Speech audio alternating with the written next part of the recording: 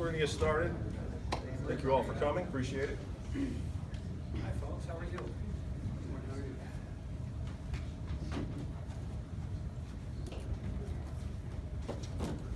Yeah, you can just. Okay. Well, thank you everyone for coming today. Appreciate it. It means a lot to us. What it is today is we're receiving an award for our community policing, community initiative, community first motto that we came up with. And the Department of Justice reached out to us and they looked at some of the things that we do, and they were gracious enough to pick us, to highlight our agency, and recognize those initiatives. So this morning we have U.S. Attorney Richard Hartunian, who is here that's going to present the award. And Mr. Hartunian, Thank you. Yes. Thank you, Sheriff, and good morning, everybody.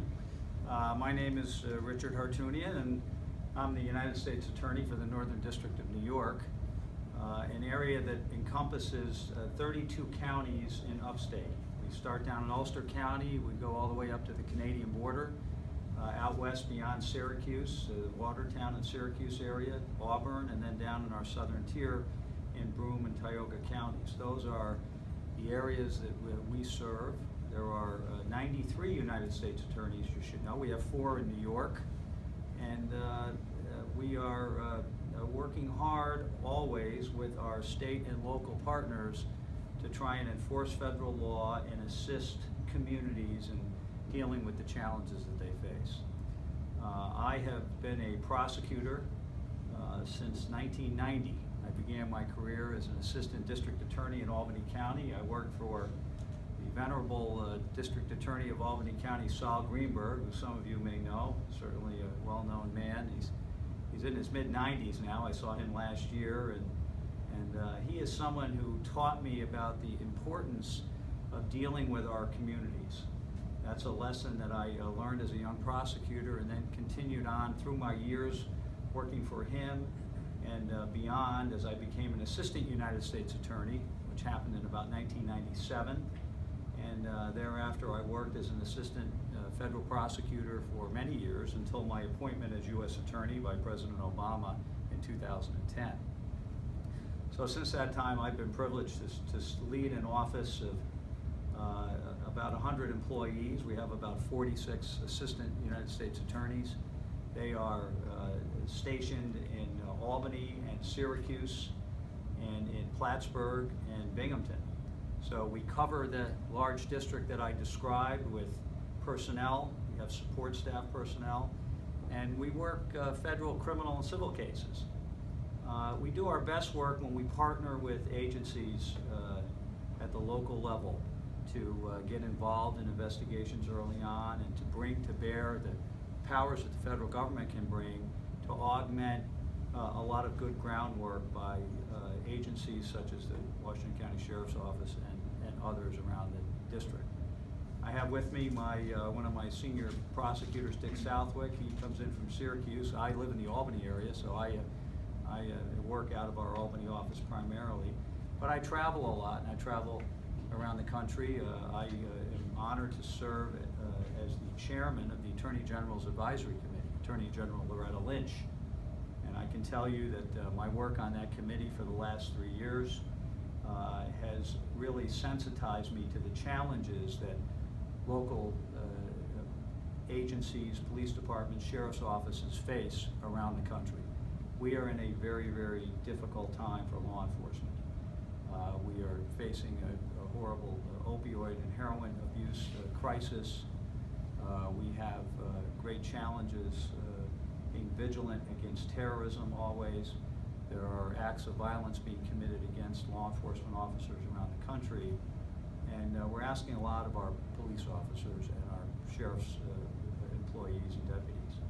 And so in recognition of all this, the Attorney General, when she took office beginning of last year, asked all of the U.S. attorneys to be mindful of the good work that the local police agencies do, local sheriff's offices do. And she actually has traveled around the country.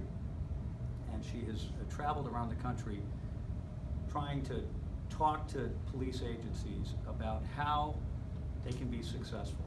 How do they connect with the communities they serve? And this has been one of her most important initiatives, quite frankly.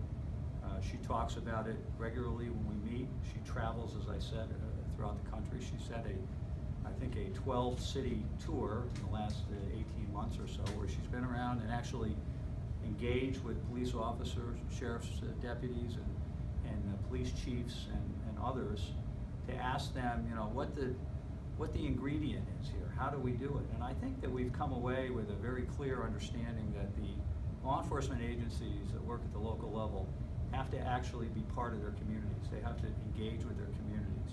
They have to have the respect of their communities, but the trust of their communities as well. And this is something that this sheriff's office exemplifies, and that's why we're here today. This is National Community Policing Week, and it's a week where we recognize the importance of the integration between our law enforcement officers and employees and the communities that we serve, community leaders, faith-based leaders, schools, neighborhood groups. These are the people that actually are affected by the work we do in law enforcement. These are the people that we want to protect and serve, we want to work with, but we want them to have trust in us. And that requires really, I think, a very kind of open approach. And I think Sheriff Murphy really exemplifies this. I've been struck by his terrific use of social media. Sheriff, you are certainly not, you don't look like my kids' generation, but you and your department show that kind of forward thinking in how we reach people. And we reach people through the internet, we reach people by communicating with them through computers and smartphones and things like that. You have a lot of good material up on your website, videos of your work, highlighting the challenges that you face. And I watched last night one involving the administration of Narcan to a heroin overdose victim. This is a scourge that we're seeing around the country. Obviously, this area has not been immune from it. But we have to really work hard, I think, to build community trust. And that's why I'm here today. I'm here to recognize Sheriff Murphy and this department for the good work they do in bringing the community together, working with the community, and in letting people know that it's not an us against them mentality. It is a service mentality, and that's what we want to do. So Sheriff, to that end, I have a plaque that Dick is going to bring up, and I'd like to present this to you.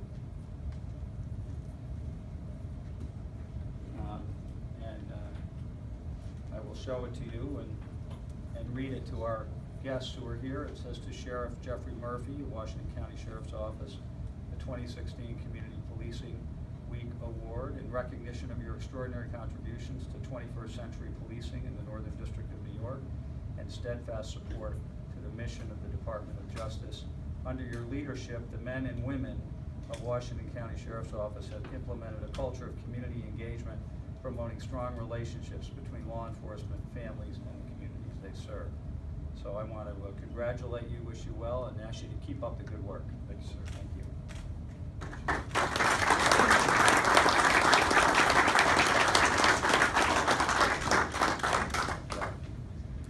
So I'm going to turn it back over to the sheriff. I'm happy to engage, and Dick and I are going to be around, answer questions, talk a little bit more about community policing. As I said, this is something, an initiative that our current Attorney General, our former Attorney General Holder, was also very concerned about police wellness, about the great challenges, and we've seen horrible events where police officers have come under attack. The flip side of that is we've seen shootings now, and in this age of increased use of video, cell phones, and the like, there's much greater scrutiny on the actions of law enforcement, and so we have to do it right, and it can be challenging, but we're committed to doing that, to being fair, to being open and transparent. Sheriff, I think you exemplify that. So thank you very much. Appreciate it.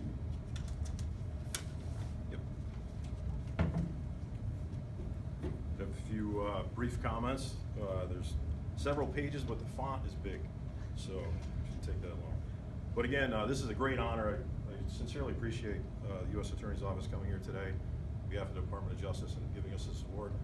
To us, it's a validation that all the things that we've done since taking office really have been recognized. To get the award from the Department of Justice and the U.S. Attorney's Office in particular is the ultimate validation for the things that we've done. When I took office in 2012, we had a meeting in this very room with all the men and women of the staff, and we unveiled our Community First motto and what our initiatives were. We put it on all our cars, the words Community First. We put it on our letterhead, all the forms that the deputies use, the forms that we sent out to the public. And we did that because we wanted to use it as a reminder to everyone of what our mission was, what our main priority was, which was to put the community first. And the other purpose was that we wanted the public to see that and know that that's what our mission was. So we didn't want the only interaction with the public to be when someone gets a ticket or someone gets arrested. We wanted to be a little more proactive and have positive interactions with the public. You know, when we had that meeting, I used an example of someone was pacing back and forth in their house, and they had a phone in their hand and they wanted to call the sheriff's office, but they thought maybe their problem was insignificant, or maybe it wasn't, they didn't want to bother us. And when they finally got the nerve to call, that when we respond, we certainly don't want the people to feel that way. So I want to make sure that we put ourselves in their shoes. I asked deputies that if they're on patrol and they see a new business to start up, that to go in and talk to the owner and give them contact information, get their contact information in case of emergency, or if people are going on vacation, to tell them that they can go on our house checklist and we can keep an eye on their house while they're on vacation and can enjoy themselves. We started several community policing initiatives. Our Law Enforcement Explorer program, which we have very good examples of here today. It's for youths 14 to 20 who are interested in law enforcement. They come in, we do training, they ride with the officers, they get a good look at what we do, and it helps them with their decision if they want to continue in that field. We started several other initiatives, our Senior Citizens Outreach Program for scam and fraud alerts, our Yellow Dot program, which is through the New York State Sheriff's Association, which we have a couple of gentlemen here from that. I appreciate it. Our Project Lifesaver, our rape aggression defense training, where we teach people self-defense, women's self-defense, and our Child Safety ID program, where we fingerprint and identify children. Some of our initiatives were a little innovative. We have a safe internet transaction zone in front of the office where people conduct online transactions. They can come here and continue those transactions under the watchful eyes of our camera system, and we feel that it would be less likely for someone to try to commit fraud or do harm to someone if they're going to meet at the sheriff's office in the parking lot and be under the watchful eyes of our camera. As the U.S. Attorney had mentioned, we do a video web series where we have 9 episodes. For instance, we can't give everyone a tour of our jail, but we can give them a virtual tour by doing a video and showing everybody what we do and what the scope is of what the corrections do in the back of this building, and they do a great job. The idea of community policing isn't a new one, and I was interested to see on your letter that you referenced Sir Robert Peel, and I use Sir Robert Peel a lot. One of the things he said was that the public are the police and the police are the public, and I think that really speaks to what we're trying to do here. And even back in the 1800s, before whistles were introduced in law enforcement, policemen used to use a wooden handle and they would rattle it to call for help. And we go from that to the technology we have today, where we can actually see our cars in real time on patrol through Google Earth and a satellite driving down our county roads. But even with that technology advancement, Sir Robert Peel's principles still ring true, and especially today. And what it means really is we couldn't do this job without the public. And to get that help from the public, we need them to trust us.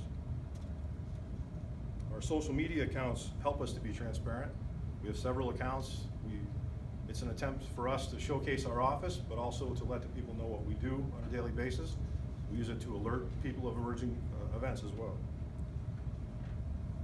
We're fair and consistent with our posts, and we do that because we want to be transparent with those that we serve. The last thing I said in that first department meeting was, when I was taking over, was that I wanted to put this agency on a pedestal. I wanted it to be a shining example for other agencies to look at, and I think today, with this award from the U.S. Attorney's Office, we've accomplished that. And it's very important for me to note that I'm accepting this award on behalf of all the men and women in this office. It's not just me. It's everyone who took part in this and who joined us in our Community First initiative. And it's their interactions with the public every day that are the reason we're getting this award. So whether it's the road patrol, the corrections staff, administration staff, the civil office, the nursing, kitchen staff, the custodial staff, you're all a part of this award, and I'm very proud to be part of this office. Thank you again.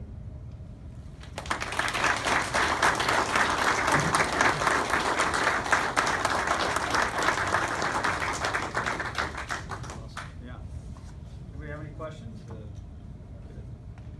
We can kibitz offline. We're going to be here for a little while as well, but I just want to say, Sheriff, thank you very much for the good work you do. The men and women of this department are an example to law enforcement, and we look forward to continuing to work with you.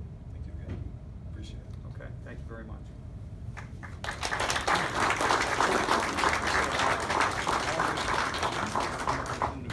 Nice to meet you. How are you? I'm fine. I'm just Mom. Oh, hi, Mom. How are you? Good. Okay. Very nice to meet you. Thanks for behaving yourself. Yeah. Hi, Brian. How are you? Good. Nice to meet you. Could have turned the heat up. Could have turned the heat up a little. Good job. And having your mother here, I can be more proud, right?